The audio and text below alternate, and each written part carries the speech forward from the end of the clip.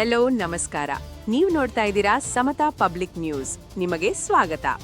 ಹೌದು ವೀಕ್ಷಕರೇ, ಇದೀಗ ರಾಜ್ಯ ರಾಜಕಾರಣ ಹಾಗೂ ಮಾಧ್ಯಮ ವಲಯದಲ್ಲಿ ದೊಡ್ಡ ಚರ್ಚೆಗೆ ಕಾರಣವಾದ ಒಂದು ಪ್ರಮುಖ ವಿಷಯ, ಸ್ಪೀಡ್ ನ್ಯೂಸ್ ಕನ್ನಡ ಚಾನೆಲ್ ವಿರುದ್ಧ ಪಂಚಮಸಾಲಿ ಮುಖಂಡೆ ಪೂಜಾ ಸೌದತ್ತಿ ತೀವ್ರ ಆಕ್ರೋಶ ವ್ಯಕ್ತಪಡಿಸಿದ್ದಾರೆ. ಚಾನೆಲ್ ಪ್ರಸಾರ ಮಾಡಿದ ಸುದ್ದಿಯ ಕುರಿತು ಗಂಭೀರ ಅಸಮಾಧಾನ ವ್ಯಕ್ತಪಡಿಸಿರುವ ಅವರು, ಸತ್ಯಾಸತ್ಯತೆ ಪರಿಶೀಲಿಸದೆ ತಪ್ಪು ಮಾಹಿತಿ ಹರಡಲಾಗಿದೆ ಎಂದು ಆರೋಪಿಸಿದ್ದಾರೆ. ಈ ಹೇಳಿಕೆಯ ನಂತರ ಈ ವಿಷಯ ಸಾಮಾಜಿಕ ಜಾಲತಾಣಗಳಲ್ಲಿ ಭಾರೀ ಚರ್ಚೆಗೆ ಗ್ರಾಸವಾಗಿದ್ದು, ಜನರು ವಿಭಿನ್ನ ಅಭಿಪ್ರಾಯಗಳನ್ನು ವ್ಯಕ್ತಪಡಿಸುತ್ತಿದ್ದಾರೆ. ಕೆಲವರು ಚಾನೆಲ್ ವಿರುದ್ಧ ತೀವ್ರ ಆಕ್ರೋಶ ವ್ಯಕ್ತಪಡಿಸುತ್ತಿದ್ದರೆ, ಇನ್ನು ಕೆಲವರು ಈ ವಿಚಾರದಲ್ಲಿ ಸ್ಪಷ್ಟನೆ ನೀಡುವಂತೆ ಒತ್ತಾಯಿಸುತ್ತಿದ್ದಾರೆ. ಒಟ್ಟಾರೆ ಈ ಘಟನೆ ಈಗ ಹಾಟ್ ಟಾಪಿಕ್ ಆಗಿ ಪರಿಣಮಿಸಿದ್ದು, ಮುಂದಿನ ದಿನಗಳಲ್ಲಿ ಈ ಪ್ರಕರಣ ಯಾವ ದಿಕ್ಕಿನಲ್ಲಿ ಸಾಗಲಿದೆ ಎಂಬುದನ್ನು ಕಾದು ನೋಡಬೇಕಾಗಿದೆ. ಈ ಪ್ರಕರಣದ ಸಂಪೂರ್ಣ ಮಾಹಿತಿಗಾಗಿ ನಮ್ಮ ವಿಡಿಯೋವನ್ನು ಕೊನೆವರೆಗೂ ವೀಕ್ಷಿಸಿ. ಇನ್ನಷ್ಟು ತಾಜಾ ಸುದ್ದಿಗಳೊಂದಿಗೆ ಮತ್ತೆ ಭೇಟಿಯಾಗೋಣ. ಅಲ್ಲಿಯವರೆಗೆ ನೋಡ್ತಾ ಇರಿ, ಇದು ನಿಮ್ಮ ಸಮತಾ ಪಬ್ಲಿಕ್ ನ್ಯೂಸ್. ಧನ್ಯವಾದಗಳು. ನಮಸ್ಕಾರ. 4-5 ದಿವಸದಿಂದ ಒಂದು ವಿಷಯವನ್ನು ಇಟ್ಕೊಂಡು ಸ್ಪೀಡ್ ನ್ಯೂಸ್ ಕನ್ನಡ ಚಾನೆಲ್ದವರು, ಅದು ಯೂಟ್ಯೂಬ್ ಆ್ಯಂಡ್ ಫೇಸ್ಬುಕ್ ಅಷ್ಟೇ ಇದೆ, ಅದರಲ್ಲಿ ವಿದೌಟ್ ಮೈ ಪರ್ಮಿಷನ್, ನನ್ನ ಪರ್ಮಿಷನ್ ಇಲ್ಲದೆ ಫೋಟೋನ ಬ್ಲರ್ ಮಾಡಿ ಅಪ್ಲೋಡ್ ಮಾಡಿದ್ದಾರೆ. ಅದ್ರ ಬ್ಯಾಕ್ಗ್ರೌಂಡ್ ಹಿನ್ನೆಲೆಯಲ್ಲಿ ಅಸಂಬದ್ಧವಾದಂಥ ವಿಷಯನ ಚರ್ಚೆ ಮಾಡ್ತಾ ಇದ್ದಾರೆ. ಸೊ ಅದನ್ನು ನಾನು ಕಳೆದ 4 ದಿವಸದಿಂದ ನೋಡ್ತಾನೆ ಇದ್ದೀನಿ. ಮತ್ತೆ ಅದನ್ನು ನೋಡಿದ ಮೇಲೆ ಗೊತ್ತಾಯಿತು, ಆ ವಿಷಯ ಒಂದು ಸಂತ್ರಸ್ತ ಮಹಿಳೆ ಬಗ್ಗೆ ಇರೋದು. ಒಂದು ಬಹುದೊಡ್ಡ ಸಮಾಜವಾದಂಥ ಪಂಚಮಸಾಲಿ ಸಮಾಜದಲ್ಲಿ ನಾನು ಇದ್ದವಳು. ಆ ಸಮಾಜದಲ್ಲಿ ನಾನೊಬ್ಬಳು ವಕೀಲೆ ಆಗಿ ಕೆಲಸವನ್ನು ಮಾಡಿದ್ದೇನೆ. ಸೊ ಆ ಸಮಾಜದ ಬಗ್ಗೆ ಒಂದು ವಿಷಯನ ಚರ್ಚೆ ಮಾಡುವಾಗ, ಯಾವುದೋ ಒಂದು ಮಹಿಳೆಯ ವಿಷಯವನ್ನು ತಗೊಂಡು ಇವ್ರು ಮಾತಾಡುವಾಗ ಅದರಲ್ಲಿ ನನ್ನನ್ನು ಸಂತ್ರಸ್ತೆ ಅಂತ ಬಿಂಬಿಸ್ತಾ ಇದ್ದಾರೆ. ಆ ಕಮ್ಯುನಿಟಿಗೆ, ಆ ಇಡೀ ಸಮುದಾಯಕ್ಕೆ ನಾನು ವಕೀಲ ವೃತ್ತಿಯನ್ನು, ಆ ವಕೀಲ ವೃತ್ತಿಗೆ ಇವರು ನಾನು ಆ ಕೆಲಸ ಮಾಡಿದ್ದೀನಿ ಅನ್ನೋ ಥರ ಮಿಸ್ಲೀಡ್ ಮಾಡ್ತಾ ಇದ್ದಾರೆ.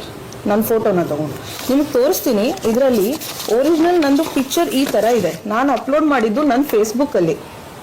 ಇದು ನನ್ನ ಫೇಸ್ಬುಕ್ಕಲ್ಲಿ, ನನ್ನ ಅಕೌಂಟಲ್ಲಿ ನಾನು ಓಮನ್ ದೇಶಕ್ಕೆ ಹೋದಾಗ ಒಂದು ವಿಶ್ವವಾಣಿ ಸಂಸ್ಥೆಯವರು ಒಂದು ಅವಾರ್ಡ್ಗಾಗಿ ನನ್ನನ್ನು ಕರ್ಕೊಂಡು ಹೋಗಿದ್ರು.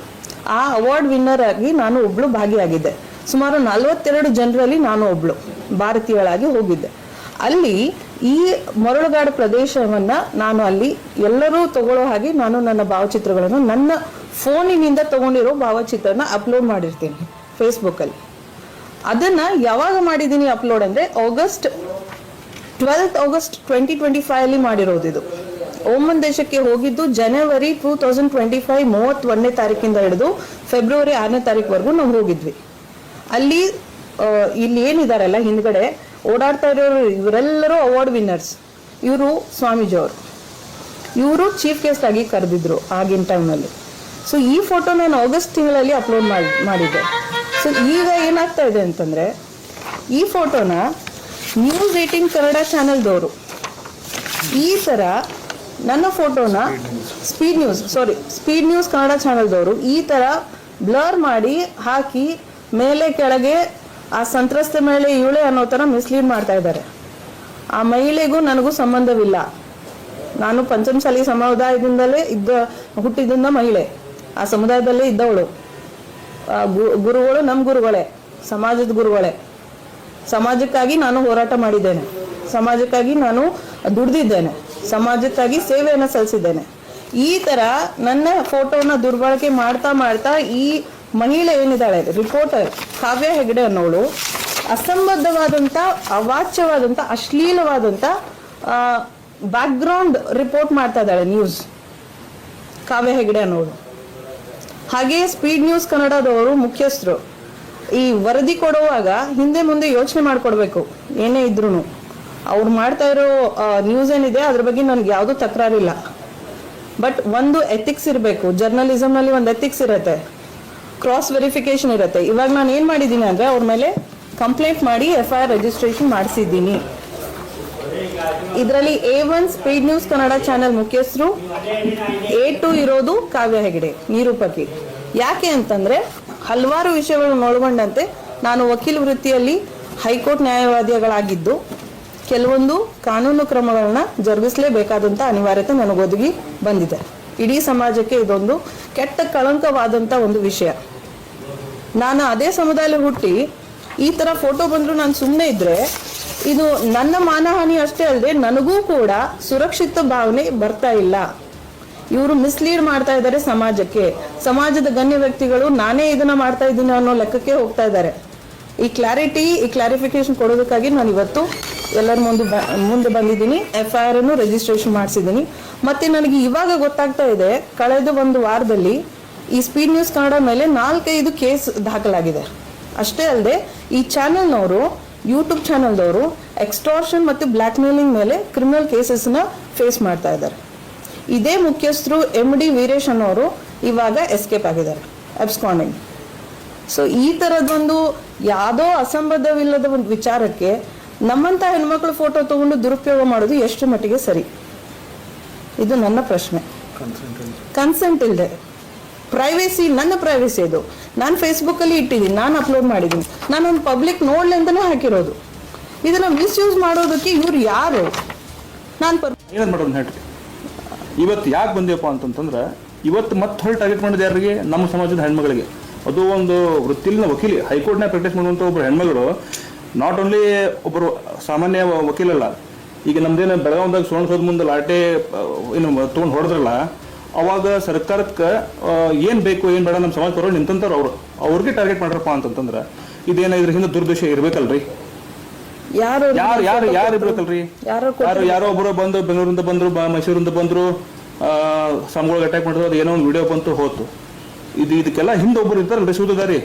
ಅವ್ರು ಯಾರೋ ಅವ್ರ ಮುಖ ಸಮಾಜದ ಮುಂದೆ ಬರ್ಬೇಕ್ರಿ. ಸಮಾಜದ ಮುಂದೆ ಅಂತಂದ್ರೆ ನಮ್ಮ ಸಮಾಜ ಅಷ್ಟೇ ಅಲ್ರಿ, ಈ ಪೂರಾ ಸೊಸೈಟಿ ಮುಂದೆ ಬರ್ಬೇಕ್ರಿ. ಇದು ಎಲ್ಲರಿಗೂ ಗೊತ್ತಾಗ್ಲಿ. ಟ್ರಾನ್ಸ್ಪರೆಂಟ್. ಯಾಕಂದ್ರೆ ಒಬ್ಬರು ಸ್ವಾಮಿಗಳು ಟಾರ್ಗೆಟ್ ಮಾಡೋದಾಯ್ತು, ಈಗ ಒಬ್ಬರು ಹೆಣ್ಮಗಳು ಟಾರ್ಗೆಟ್ ಮಾಡ್ತಾರಪ್ಪ ಅಂತಂದ್ರೆ ಇದು ಸಣ್ಣದ ವಿಷಯ ಅಲ್ರಿ. ಇದ್ರ ಬಗ್ಗೆ ನಾವು ಚರ್ಚೆ ಮಾಡ್ತೇವೆ ರೀ, ನಮ್ಮ ಸಮಾಜ ಜೊತೆ ಕುಂತ ಒಂದು ಡಿಸ್ಕಷನ್ ಮಾಡ್ತೀವಿ. ಮುಂದಿನ ದಿನದಾಗ ಇದಕ್ಕೇನು ಉತ್ತರ ಕೊಡ್ಬೇಕು ನಾವು ಕೊಡ್ತೇವೆ.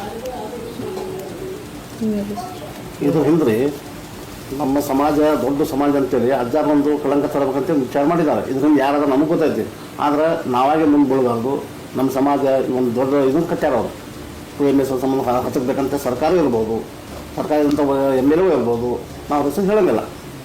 ಮೊದಲ ಸ್ವಾಮೀಜಿನ ತೊಗೊಂಡು MLA ಆದರು, MP ಆದರು. ಈಗ ಬೇಡ ಸದ್ಯ ಅಂತೇಳಿ ಹಿಂಗೆ ಮಾಡ್ತಾರೆ ಅಂತೇಳಿ ಇವರು ಹತ್ಕೋಬೇಕಂತೇಳಿ ಒಂದು ಹುನ್ನಾರ ನಡೆಸ್ಯಾರ, ಮತ್ತೇನಿಲ್ಲ ಇದ್ರ ಬಗ್ಗೆ. ಇನ್ಮ್ಯಾಗಿಂದ ನಾವು ಎಲ್ಲ ಸಮಾಜರು ಗ್ರಾಮೀಣದಲ್ಲಿ, ಬಾಗಲಕೋಟೆಯಲ್ಲಿ, ಎಲ್ಲ ಹುಣಗುಂದಲ್ಲಿ ಎಲ್ಲ ಜನರನ್ನು ಕೇಳಾಕತ್ತಾರ, ಸ್ವಲ್ಪ ತಡೀರು ಬಾ ಮುಗಿಲಿ ಮುಂದೆ ಎಬ್ಸೋಣ ಅಂತೇಳಿ. ಕಾರಣ ಇದು ಈಗ ನೋಡ್ರಿ, ನಮ್ಮ ಸಮಾಜ ಹೋರಾಟದಾಗ ನಮ್ಮಂಥ ಹೆಣ್ಮಗಳು, ನಮ್ಮ ಅಕ್ಕ ಹೈಕೋರ್ಟ್ ಪ್ರಾಕ್ಟೀಸ್ ಮಾಡೋ ಟೈಮ್ದಾಗ ಇವರು ಸರ್ಕಾರಕ್ಕೆ ಗಡುವು ಕೊಟ್ಟರು, ಎಲ್ಲ ಕೇಸ್ ಹಾಕಿದ್ರು, ಎಲ್ಲ ಮಾಡಿದ್ರು. ಹಂಗಾರೆ ಅವರು ಹತ್ತಬೇಕು, ಇವರು ಹತ್ತಬೇಕಂತೇಳಿ ಸುಳ್ಳು ಹೆಸರು ಕೇಳಿಸಿದ್ರು. ಅದಾಕತ್ತೇನ್ರಿ. ಮೊನ್ನೆ ಬೆಂಗಳೂರಲ್ಲಿ ಒಬ್ಬರು ಮಹಿಳಾ ಆಯೋಗಕ್ಕೆ ಹೋದ್ರೆ ಅವರು ಡ್ಯೂಟಿ ಬಿಟ್ಟು ಹೋಗೋ ಟೈಮ್ದಾಗ ಬಂದು ಕೊಟ್ಟಕ್ಕಂತ ಪತ್ರ ಅಂತಂದ್ರೆ ಇದೆಂತ ನಂಬೋದು ಅನಾಮಿಕ ದೂರು ಅಂತ ಹೇಳ್ತಾರೆ.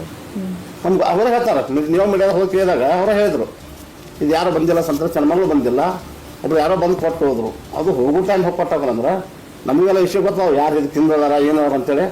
ನಮ್ಮ ಸಮಾಜ ಎಲ್ಲ ಒಕ್ಕಟ್ಟು ಕೂಡಿ ಗಾಸ ಅವ್ರ ಮನೆಗೆ ಮುತ್ತಿಗೆ ಹಾಕೊಂಡು ವಿಚಾರ ಮಾಡ್ತೀವಿ. ನೀವ್ಯಾಕೆ ಈ ಥರ ಫೋಟೋ ಕೊಟ್ರಿ ಅಂತ ಯಾಕೆ ಮಿಸ್ಗೈಡ್ ಮಾಡ್ತಾ ಇದ್ದೀರಿ? ನಮ್ಮ ಸಮುದಾಯದಲ್ಲಿ ಬೆಂಕಿ ಹಚ್ಚೋ ಕೆಲಸ ಮಾಡಬೇಡಿ ಪ್ಲೀಸ್. ಯಾವ ಮಹಿಳೆ ಏನು ಮಾಡಿದಾಳಲ್ಲ ಅವಳ ಮುಖ ತಂದು ತೋರಿಸ್ರಿ. ಅವಳು ಪರ್ಮಿಷನ್ ತೊಗೊಂಡಿದ್ದಾಳೆ, ಕೊಟ್ಟಿದ್ದಾಳೆ ಇಲ್ಲ ನೋಡ್ರಿ. ಯಾಕಂದ್ರೆ ನಾನಂತೂ ನಿಮ್ಗೆ ಪರ್ಮಿಷನ್ ಕೊಟ್ಟಿಲ್ಲ. ಯಾರು ಯಾವುದೂ ರೀತಿದು ನನ್ನ ಮೇಲೆ ಹಲ್ಲೆನೂ ಮಾಡಿಲ್ಲ. ನಾನು ಯಾರಿಗೂ ಕೂಡ ಈ ಥರದ್ದು ಒಂದು ಅಸಂವಾದ ಚರ್ಚೆಯಲ್ಲಿ ನಾನು ಪಾಲ್ಗೊಂಡಿಲ್ಲ. ನಾನು ಫೋಟೋ ಮಿಸ್ಯೂಸ್ ಮಾಡ್ಕೊಂಡಿದ್ದಕ್ಕೆ ನೀವು ಅಪಾಲಜಿ ಕೇಳಬೇಕು. ಅದು ಬಹಿರಂಗವಾಗಿ ನಿಮ್ಮ ಚಾನಲ್ ಮುಖಾಂತರ ನೀವು ಕೇಳಬೇಕು. ಇಲ್ಲ ಅಂದರೆ ನಾನು ಆಲ್ರೆಡಿ ಮಾನನಷ್ಟ ಮೊಕದ್ದಮೆ ನಾನು ದಾಖಲು ಮಾಡಿದ್ದೀನಿ. ಇವತ್ತು ಇದು ಕ್ರಿಮಿನಲ್ ಕೇಸ್, ಮಾನನಷ್ಟ ಮೊಕದ್ದಮೆ ದಾಖಲು ಮಾಡಿದ್ದೀನಿ.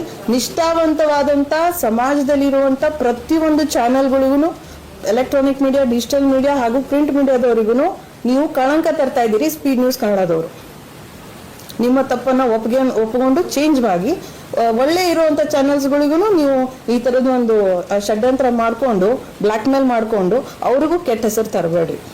ಅದಷ್ಟೇ ನಾನು ಕೇಳ್ಕೊತೀನಿ. ಇವತ್ತಿನ ಇವತ್ತಿಗೆ ನಾನು ಇಲ್ಲಿಗೆ ಅಂತ್ಯ ಮಾಡಬೇಕಂತ ಆಸೆ ಪಡ್ತಾ ಇದ್ದೀನಿ. Thank you so much. ಧನ್ಯವಾದ. ಏನಾದರೂ ಕ್ವಶನ್ಸ್ ಇರ್ಬೋದು? ಇದು ಒಂದು ವಿಷಯ ಮೇಡಮ್ ಅವ್ರು ಹೇಳಿದಾಗೆ ಇದು ಸುಪ್ರೀಂ ಕೋರ್ಟಿಂದ ರೈಟ್ ಟು ಪ್ರೈವಸಿ ಅನ್ನೋದು ರೈಟ್ ಟು ಲೈಫ್ ಆರ್ಟಿಕಲ್ 21 ಬರುತ್ತೆ. ಯಾರದೇ ಒಂದು ಭಾವಚಿತ್ರ ಇಟ್ ಕಾಸಸ್ ಕ್ರಿಮಿನಲ್ ಡ್ಯಾಮೇಜ್. ಆಮೇಲೆ ಅದರಿಂದ ಅವ್ರಿಗೆ ಡೆಫಿಮೆಟ್ರಿ ಕಾಂಟೆಂಟ್ನ ಅವ್ರು ಪ್ಲೇ ಮಾಡಿದ್ದಾರೆ, ಅದಕ್ಕೋಸ್ಕರ ಅವ್ರ ಮಾನಹಾನಿಯಾಗಿದೆ. ಇದರಲ್ಲಿ ಮುಂದೆ ಬಂದಿಲ್ಲ ಸಂತ್ರಸ್ತೆ ಅಂತ ಮುಂದೆ ಬಂದಿಲ್ಲ. ನೀವು ಅವ್ರ ಫೋಟೋ ತೊಗೊಂಡ್ಬಿಟ್ಟು ಏನೋ ಒಂದು ಬಿಂಬಿಸಕ್ಕೆ ಹೋಗಿ ಅವ್ರ ಮೇಲೆ ಬರುವಾಗ ಮಾಡಿದ್ರೆ it is a criminal defamation issue. So ಅದಕ್ಕೆ ಅದನ್ನು ನ್ಯಾಯಾಲಯ ಫೋಟೋ ಡಿಲೀಟ್ ಮಾಡಿದ್ರೆ ಒಳ್ಳೆಯದು, ಇಲ್ಲಾಂದರೆ ನ್ಯಾಯಾಲಯದಲ್ಲಿ ನೀವು ಫೇಸ್ ಮಾಡಬೇಕಾಗುತ್ತೆ. ಇದು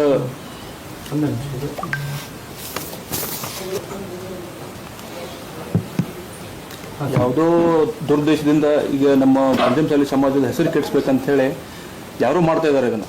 ಯಾಕಂದ್ರೆ ಸಂತ್ರಸ್ತ ಮಹಿಳೆ ಅಂತಂತಂದ್ರೆ ಯಾರೋ ಇರ್ಬೋದು ಪಾಪ, ಅವ್ರ ಬಗ್ಗೆ ನಮಗೂ ಕಟ್ಟಿಸಿದೆ, ಅವ್ರಿಗೆ ನ್ಯಾಯ ಸಿಗಲಿ ಅಂತ ನಾವು ಕೇಳ್ಕೊಳ್ಳೋದು. ಈಗ ಸಮಾಜದ ಗುರುಗಳಿಗಾಗಲಿ ಅಥವಾ ನಮ್ಮ ಸಮಾಜಕ್ಕಾಗಿ ವ್ಯಾಖ್ಯಾನ ಮಾಡ್ತಾರೆ, ಹೈಲೈಟ್ ಮಾಡ್ತಾರೆ ಅದನ್ನು. ಇದು ಯಾಕೋ ಸರಿ ಕಾಣ್ತಾ ಇಲ್ಲ. ಸಮಾಜದ ಒಬ್ಬರು ನಾವು ಚಿಂತಕರಾಗಿ ನಾವು ಇದ್ರ ಬಗ್ಗೆ ನಮಗೆ ವಿಷಯ ತಿಳಿಸಿದ್ರು, ವಕೀಲರು ತಿಳಿಸಿದ್ರು ಮೇಡಮ್. ಈ ಪ್ರೊಫೆಷನ್ನಾಗಿ ಇರುವಂಥವ್ರು ಹೈಕೋರ್ಟ್ನಾಗ ಸಾಕಷ್ಟು ಹೋರಾಟ ಮಾಡಿ ನಾವು ಈಗ ಲಾಸ್ಟ್ ಟೈಮ್ ಸುವರ್ಣಸೌಧದ ಮುಂದೆ ನಾವು ಇದು ಮಾಡಿದ್ವಿ. ನಾವು ಹೋರಾಟ ಮಾಡಿದಾಗೂ ಸದ್ಯಕ್ಕೆ ಕೇಸ್ ಮಾಡಿದ್ವಿ. ನಾವು ಕೇಸ್ ಮಾಡಿದಾಗೂ ಸದ್ಯಕ್ಕೆ ಅವರು ನಮಗೆ ಬಂದಿತ್ತು, ಅಡ್ವೊಕೇಟ್ ನಾವು ಇದು ಕನ್ಸಲ್ಟ್ ಮಾಡಿದ್ವಿ. ಇದನ್ನೆಲ್ಲ ನೋಡಿಕೊಂಡು ಯಾರೋ ನಮ್ಮ ಸಮಾಜಕ್ಕೆ ಆಗಲಂಥ ವ್ಯಕ್ತಿಗಳು ಅಥವಾ ಸ್ವಾಮಿ ವಿಷಯ ಗೊತ್ತಿಲ್ಲ, ಯಾಕೆ ಮಾಡ್ಬೇಕ್ರಿಪ್ಪ? ಅದು ಪರ್ಟಿಕ್ಯುಲರ್ಲಿ ಒಂದು ಹೆಣ್ಮಗಳಿಗೆ ಇದು ಟಾರ್ಗೆಟ್ ಮಾಡ್ತಾರಪ್ಪ ಅಂತಂದ್ರೆ ಇದು ಸಮಾಜ ಅಲ್ರಿ, ಇದು ಎಲ್ಲ ಸಮಾಜನೂ ಇದ್ರ ಬಗ್ಗೆ